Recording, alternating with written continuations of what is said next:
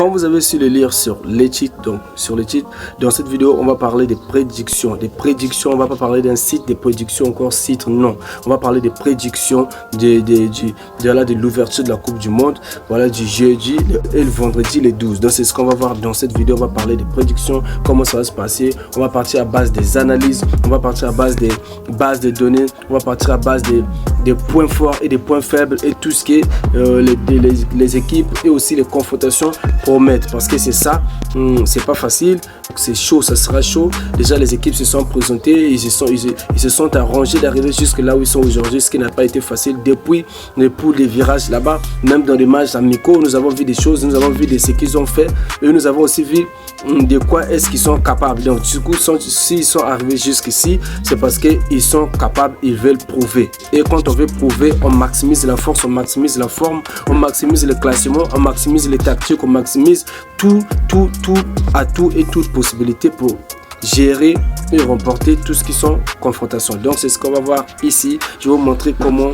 est-ce qu'il faut faire, comment j'ai eu à analyser tout ça, l'ensemble des confrontations, et afin de tomber sur des finales, des résultats finaux qui sont en tout cas sont prometteurs, je dis bien très prometteurs. Donc du coup on va aller de l'autre côté visiter comment ça se passe. C'est parti les gars. Donc les gars, comme on est là, comme vous pouvez voir, voilà, moi je me dis on est sur la première confrontation qui consiste à analyser les matchs de Mexique face à Afrique du Sud. Ok, donc d'après moi, ce que je peux dire, c'est quoi l'avantage que je peux déjà vous parler de l'avantage de Mexique. L'avantage de Mexique, c'est quoi? Le Mexique arrive à cette Coupe du Monde, les gars, avec plusieurs atouts. Ok, plusieurs atouts, les gars. Et quand on essaie de citer les premiers points, pays hôte des matchs d'ouverture. Ok, quand on arrive sur le deuxième point, je peux vous dire quoi? Plus de 18 participations en Coupe du Monde. Ok, donc ça c'est ce que j'ai comptabilisé, c'est que j'ai analysé tout. Ok, plus de 18 participations en Coupe du Monde. Et voilà, il est aussi vainqueur de la Gold Cup 2025. Ok, donc vainqueur aussi de son 2025. Et quand on arrive sur l'autre point, effectif expérimenté dirigé par Javier Aguirre. Donc il a l'effectif très expérimenté, dirigé par Javier, comme vous savez déjà. Et non seulement ça, quand on arrive sur le supporter, il a un soutien de plus de 80 000 supporters au stade. Tu vois, donc vous voyez, donc déjà ça aide, parce que tout ça fait partie des choses qui vont aller jusqu'à ce que l'équipe remporte. Ok, par rapport à tout ça, la pression des supporters, les mouvements, vous êtes là, vous avez la volonté, vous avez la force, vous êtes poussé par les supporters, et ça c'est bien. Et quand on arrive sur l'Afrique du Sud, ce que je veux dire, l'avantage de l'Afrique du Sud, c'est quoi? L'Afrique du Sud revient en Coupe du Monde, je vous dis bien, ok, l'Afrique du Sud revient en Coupe du Monde après une longue absence. Et ça n'a pas été facile. Déjà, sortir de là où il était là pour arriver jusqu'au Coupe du Monde, ça n'a pas été facile. Et s'il est arrivé jusque là, c'est parce qu'il a donné beaucoup vraiment. Il a beaucoup donné jusqu'à arriver à ce niveau. Et quand j'essaie de prendre les points forts de ce que j'ai analysé, les points forts de l'Afrique du Sud, c'est quoi? L'Afrique du Sud est tactiquement très discipliné actuellement. Ok, il est tactiquement discipliné.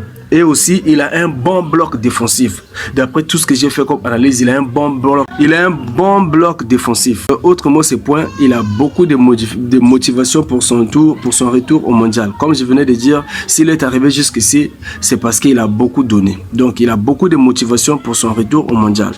Et malgré tout ça, les points faibles que j'ai constatés du côté de l'Afrique du Sud, les points faibles du côté de l'Afrique du Sud est que le niveau d'expérience, en tout cas, moins d'expérience au plus haut niveau.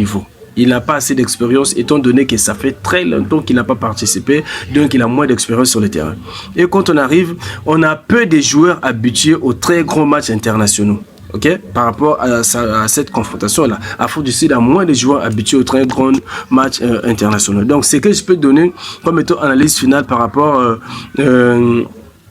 à ces matchs, donc à cette confrontation, c'est que je peux donner sur son simulation, ok, sur son simulation, mon analyse, ok, Mexique remporte avec 55%.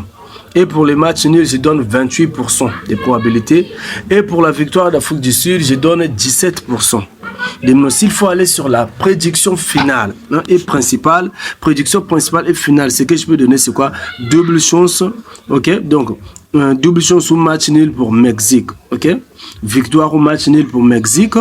Et pour le score probable dans cette confrontation, je peux donner 1-0 ou 2-0, ouais.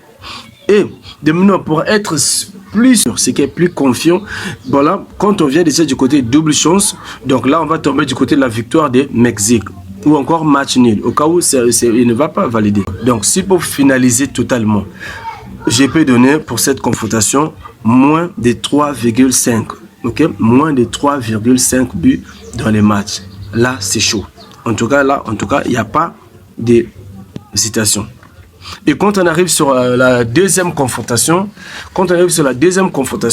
sur Corée du Sud face à République tchèque, c'est les matchs les plus intéressants du groupe. Je vous assure les gars, c'est les matchs les plus intéressants du groupe. Et partons d'abord du point d'avantage de Corée du Sud. Deuxième participation à une Coupe du Monde. Ça, c'est déjà pour la Corée du Sud. C'est que c'est une équipe qui est forte. Deuxième participation pour la Coupe du Monde. Équipe très organisée. En tout cas, ne jouez pas les gars. Corée du Sud est bien organisée. Présence de son Heung-min comme leader. Ça aussi, c'est déjà un très bon atout déjà. Et quand on arrive sur les côtés, Corée du Sud a beaucoup de vitesse. Beaucoup de vitesse sur les côtés. Ça, c'est déjà bien. Et non seulement sa forte expérience de compétition mondiale. Il a vraiment, maintenant, quand on vient tomber sur les avantages de la République tchèque, bon, la République tchèque, c'est qui lui fait vraiment l'avantage, c'est quoi? C'est une équipe très physique, très dangereuse, sur coup de pied arrêté. Très dangereuse, Et quand on arrive sur la série récente des bons résultats avant les tournois, en tout cas, c'est Chia. C'est chaud, les gars. Donc, du coup, sur la confrontation entre Corée du Sud et République tchèque, ce que je peux dire, c'est quoi? Pour mon analyse, techniquement, la Corée du Sud est supérieure. Mais physiquement, la République tchèque est supérieure. Vous voyez? Donc, c'est ça la différence entre les deux équipes. Mais, dans un premier match de Coupe du Monde, les gars, les équipes rapides et disciplinées prennent souvent l'avantage. Je vous dis ça. Les équipes rapides et disciplinées prennent souvent l'avantage, je vous assure. Donc pour les probabilités, je peux dire Corée du Sud gagne avec 45%. Match nul avec 32%. Et République tchèque remporte avec 23%. Donc pour les prédictions principales et finales, je peux dire ceci. Corée du Nord, victoire de Corée du Nord ou match nul. Et pour être plus prudent les gars, comme je dis souvent, pour être plus prudent, je donnerai moins de 3,5 pour cette confrontation aussi. Parce qu'en me basant sur les scores probables, quand j'essaie d'analyser tout, alors sur les bases de données analysons, je peux trouver pour cette confrontation 1-0 ou encore 1-1. Bien que le football reste quand même imprévisible, c'est pas moi qui suis sur le terrain, moi je fais des analyses par rapport à mes atouts, par rapport à ce que je peux bien gérer, ce que j'ai bien su contrôler en général. Donc c'était ça pour les jeudis. Et du coup, quand on vient sur la deuxième journée de confrontation, donc sur le vendredi, quand on arrive sur le vendredi, le 12 juin 2026, la première confrontation sur quoi on tombe, c'est quoi? Canada face à Bosnie-Herzégovine. Et pour ça, on va gérer les premiers points, on va aller des points à autres décortiqués. Donc, les premiers points qu'on peut dire, c'est quoi? Le Canada joue à domicile à Toronto. C'est un avantage énorme. Les gars, le Canada joue à domicile à Toronto et c'est un avantage énorme déjà. Ça, en tout cas, c'est sûr. Et quand on vient sur la force du Canada, c'est quoi? Le Canada est une équipe très rapide en transition. Les joueurs sont habitués au haut niveau nord-américain et européen. Donc, ils sont déjà habitués, les joueurs. Et non seulement ça, on a un public entièrement acquis à leur cause. Donc, la majorité du public sera pour eux en cause. Et quand on vient... Il y a aussi la génération dorée menée par les joueurs évoluant dans des grands championnats, avec l'équipe. Donc, du coup, vous voyez, ça, c'est les forces du Canada. Ça, c'est les forces du Canada. De maintenant, quand on vient sur les forces de la Bosnie, nous avons... Bosnie est une équipe très imprévisible, les gars. Et aussi très agressive défensivement. Sur le deuxième point, Bosnie a beaucoup d'émotions et de combativité. Ça, c'est sûr.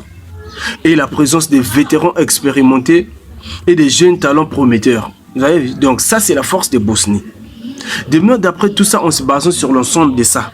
De toutes ces analyses, toutes ces bases et tout ça des données là. Quand j'essaie de gérer mon analyse, sur les papiers, je peux dire ceci. Canada remporte la confrontation il a 50% de probabilités. Je lui donne 50% de probabilités pour la confrontation. Vous voyez? Et pour le match nul, j'ai dit 28%.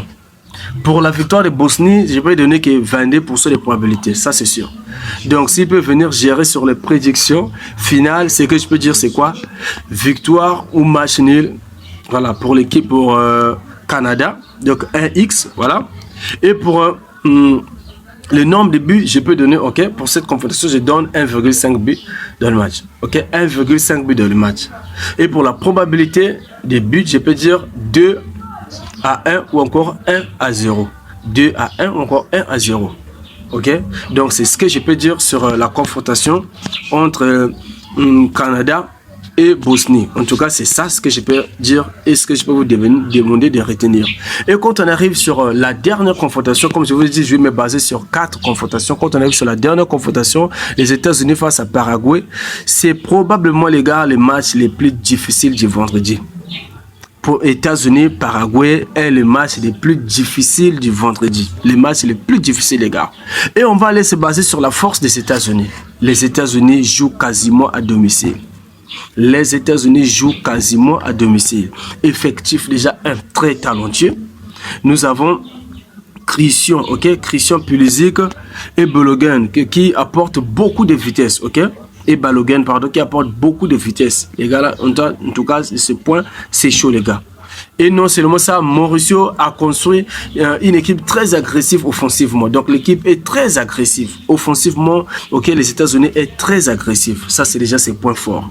Maintenant, quand on arrive sur les points clés de la force du côté des Paraguay, les gars, attention. J'ai dit bien attention. Les Paraguay arrivent avec l'une des meilleures dynamiques d'Amérique du Sud. En tout cas, sur cette Coupe du Monde, les Paraguay arrivent avec l'une des meilleures dynamiques d'Amérique du Sud. Ça, c'est sûr. Série impressionnante lors des qualifications. Ok, ils ont impressionné. C'était très bien. Et victoire contre le Brésil, Argentine et l'Uruguay. En tout cas, les gars, ne jouez pas. Ne blaguez pas. Donc, les Paraguay, comme j'ai dit, c'est une équipe qui vient avec des tactiques un peu compliquées. Et non seulement sa défensive très solide. Mais défense très solide, les gars. Défense très solide. Mentalité des guerriers instaurée par Gustavo. Donc, du coup, quand on prend tous ces atouts-là, quand j'arrive sur l'analyse, c'est que je peux dire, je sais que nombreux sont ceux qui sous-estiment Paraguay. Nombreux, en tout cas, sont ceux qui sous-estiment Paraguay. Mais, d'après moi, c'est que je peux donner comme probabilité. Ok? Pour ça, je peux dire, voilà, bien que le Paraguay a bien d'autres atouts, a présenté bien d'autres systèmes, et bien tout ce qu'il a fait, a gagné l'Argentine et tout ça, oui, je reconnais quand même ça, mais c'est que je peux donner pour cette confrontation. Malgré l'imprévisibilité, ce que je peux donner, c'est pour les USA, 42% pour la victoire, ok? Et pour match nul, je donne 31%. Et aussi, pour la victoire des Paraguay, ce que je donne, c'est 27%. Donc, s'il faut gérer la prédiction finale, c'est que je peux dire la prédiction finale et principale, c'est 1x pour les USA, 1x en faveur des USA, moins de 3,5. Ok, n'oubliez pas que c'est des ouvertures. Donc, les matchs vont être serrés. Ils vont chercher à gérer, à mener, ok, à gagner ces points-là. Vous voyez, les points. Donc, du coup, ça ne sera pas facile. J'ai prédit 3,5 aussi pour cette confrontation. 3,5 buts. Moins. 3,5 moins. OK? Et quand on va sur les buts, c'est que je peux dire c'est quoi? Sur les probabilités, je peux donner 1 à 1 ou encore 2 à 1. OK?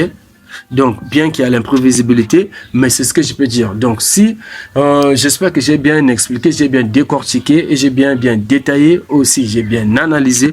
Donc, c'était un peu ça, ce que j'ai à noter par rapport aux confrontations du jeudi et le vendredi sur la Coupe du Monde. Donc, j'espère bien que j'ai bien géré et j'espère bien que j'ai été bien clair avec vous, les gars. Sinon, en tout cas, c'était tout pour la vidéo. Et si vous êtes nouveau sur la chaîne, vous me retrouvez aujourd'hui. N'oubliez pas de vous abonner, activer la cloche de notification afin de ne rien manquer des prochaines astuces. C'était tout, les gars. Je vous adore. Ciao.